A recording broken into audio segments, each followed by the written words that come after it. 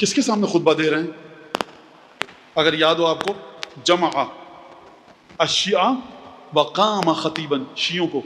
یہ چھٹے امام کے زمانے کے شیعہ، آج کے شیعوں کی بات نہیں کر رہا میں.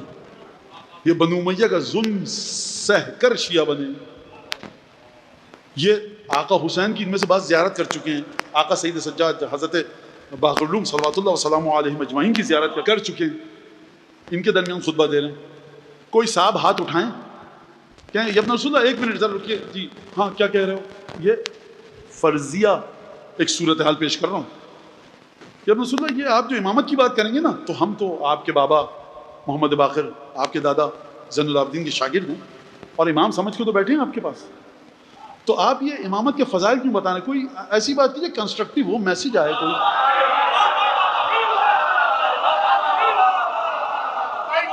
میاں امام نے بتا دیا، میرے باپ کے بھی شاگرد ہونا امامت کے فضائل سے بے نیاز نہیں ہو سکتے. وہی فضائل، وہی کسی پر کوئی کنسٹرکٹ، کوئی میسج نہیں، کوئی کام نہیں. چھٹے امام سے کہ جب رسول اللہ کوئی میسج نہیں، کوئی کام کی بات کیجئے. اصلا کائنات اور عالم غیب چل ہی فضائل 12-5-14 پہ رہا ہے.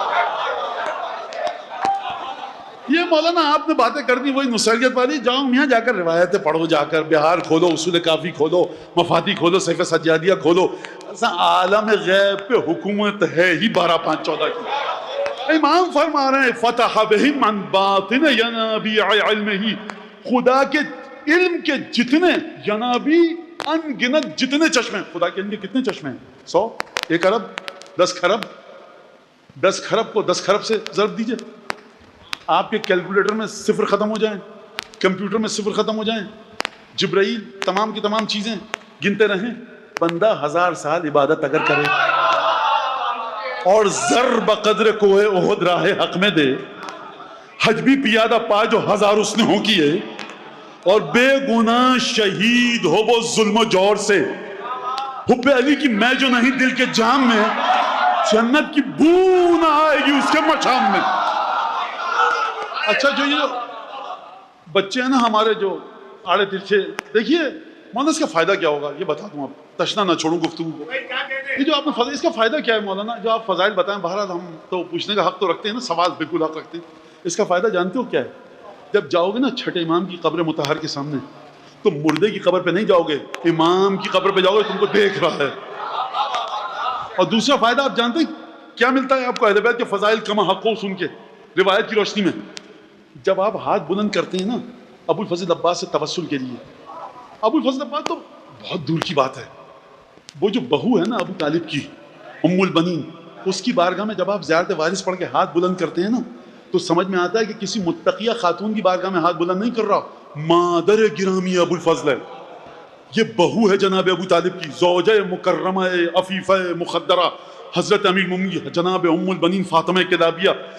یہ جو اہل بیت کے فضائل ہیں یہ کام اس وقت آتے ہیں، ایک جگہ بتا رہا ہوں صرف، جب تمہیں مدد کی ضرورت ہوتی ہے. سیدہ کونین کے فضائل جب بتائے جاتے ہیں اور جب مدد کے لیے ہاتھ اٹھتا ہے تو سیدہ کونین کی جو معرفت ہوتی ہے کہ شہزادی غیب و شہود آپ کی ٹھوکر میں ہے، جنت جہنم آپ کی جنبش ابرو کے منتظر ہیں، آپ سے مانگ رہے ہیں. یہ معرفت کام آتی ہے دعائے توسل پڑھتے وقت، یہ معرفت کام آتی ہے محمد تقی علیہ السلام کا نام لیتے وقت. اہل بیت کے فضائل کو اپنے وجود میں اتارو، اپنی اگلی نسل کو اسی طرح دو، مت سنو ان لوگوں کی باتیں. یہ فضائل پڑھ کے آج تک کیا ہوا میاں؟ یہ ہوا فضائل پڑھ کے کہ تمہاری اولادوں کو قیامت میں تمہارے باپ کے نام سے بلایا جائے گا.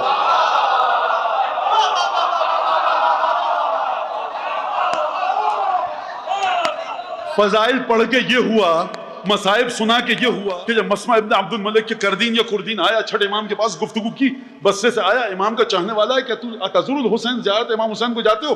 کہ میں رسول اللہ نہیں جا سکتا، بصرے میں رہتا ہوں. ہمارے پاس وہ اندمان یتبعو ہوا الخلیفہ، ہم میں سے بعض لوگ ہیں جو خلیفہ کے ساتھ ہیں اور دیکھیں گے کہ میں جا رہا ہوں فوراً رپورٹ کر دیں گے اور میرے لیے مشکل ہو جائے گی، اور میں بصرے کا بہت نامور شخص ہوں. امام نے گفتگو فرمائی، اس نے کہا کہ جی میں یاد کرتا ہوں مصائب کو، اور اس کے بعد شدید گریہ اور بکا، کھانا پینا چھوٹ جاتا ہے مجھ سے، عجیب ایک عالم ہوتا ہے. میرے گھر والے میرے سلسلے میں خوف میں مبتلا ہو جاتے ہیں کہ یہ کیا حالت ہو گئی ہے اس کی، سید الشہداء کو یاد کر کے. اس بات کو سننے کے بعد چھٹے امام نے جانتے ہیں کیا فرمایا؟ فرمایا کہ تو ان لوگوں میں سے ہے جو ہمارے غم میں غمگین ہوتے ہیں، ہماری خوشی میں خوش ہوتے ہیں، اور جب ہمیں امن و امان نصیب ہوتا ہے تو ان کو بھی امن و امان نصیب ہوتا ہے۔ کیا مطلب اس کا؟ یعنی جب یہ دیکھتے ہیں نا کہ میرا امام محفوظ ہے دشمن کی بلاؤں سے، چاہے لاکھ بلاؤں میں گھرے ہوں، خوش رہتے ہیں۔ اور پھر امام نے فرمایا تم ان لوگوں میں سے شمار ہوتے ہو۔ اجر کیا ملے گا؟